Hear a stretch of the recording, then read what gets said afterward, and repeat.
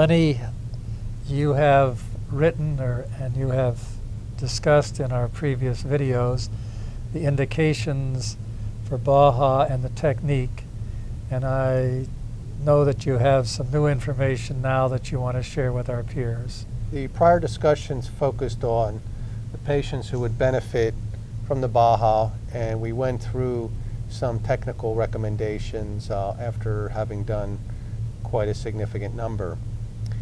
Today's discussion is about a subset of patients that I think all of us who are performing BAHA surgery might have some difficulty with. And what I'm referring to is a problem of skin overgrowth at the BAHA implant site. We started to see this when we first started to do the BAHA 4 or 5 years ago. And as time progressed, it became clear that it was much more common in males, especially with very thick scalps. Once we accumulated a large number of patients, we looked at this statistically, and that's really what we discovered.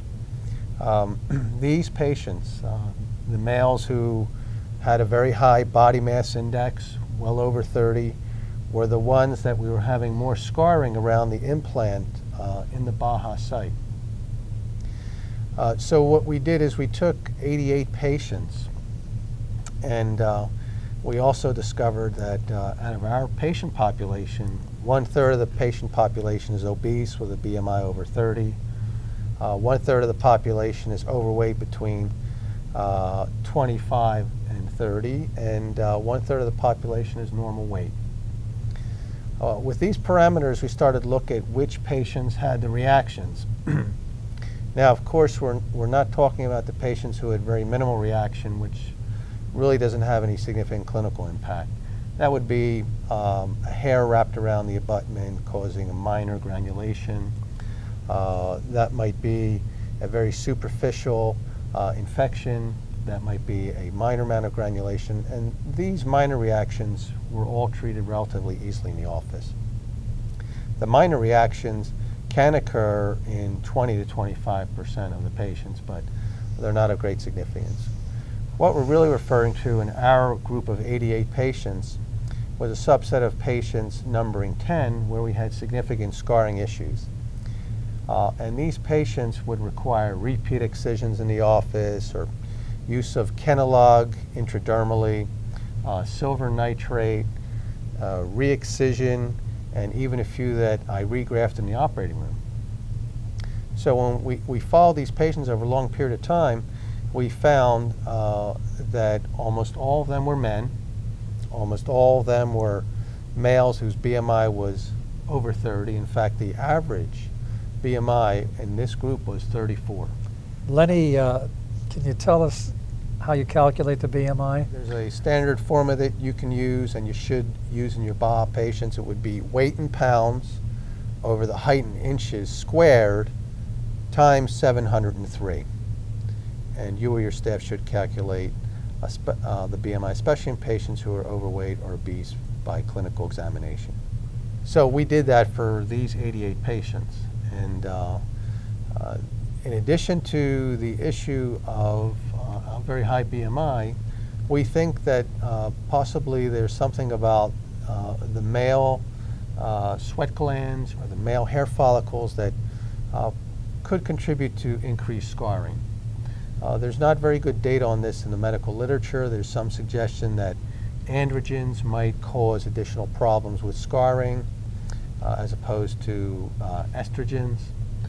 But what we've decided now clinically to do, and we're revising our paper to publish this in the Journal of Otology, is that when we have a male that has a BMI over 30, they have a 50% chance to have significant skin overgrowth. So we will now place an extended abutment which measures 8.5 millimeters rather than the standard 5.5. And we've done it in 4 or 5 of our problem patients already, and immediately the skin reaction disappears. Now, what's interesting about this development is that even though I saw this several years ago when I contacted the Coco Corporation, they were hesitant to reassure me that we could put the extended abutment on. And after speaking to several of our colleagues around the country, Most had only a very small experience with putting on the extended abutment. Recently, a very interesting article came out in the Journal of Otology from England where they have an experience of close to 1,000 BAHAs, and they have almost 100 patients with the extended BAHA for a long period of time. So this reassured me that we don't have a major issue of excess weight on the extended abutment. So this prompted me to look at this in our practice as well. And so now we have a protocol where we will use the extended abutment in those patients who are male and in those patients whose BMI is over 30. Now regarding the women, whereas the obese males have a 50% chance of having significant skin overgrowth, the women only had about a 13% chance of significant overgrowth. Those women whose BMI was over 30. So there apparently is another factor aside from the scalp thickness and excessive weight, which is probably hormonal.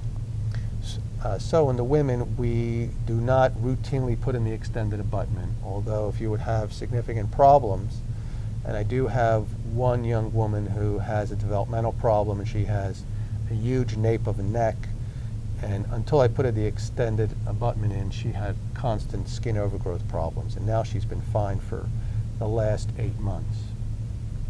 So in summary, I think you should calculate the BMI when your patients come in the office if they are BAHA candidates. We know the American population is becoming more overweight and obese, and in the BAHA surgical arena, I think it's a factor we have to take into consideration. And do use the extended abutment if you have those males who are over 30 in their BMI. I think it'll save the patient and you quite a bit of aggravation as far as getting the BAHA implant to be free of any significant scar tissue.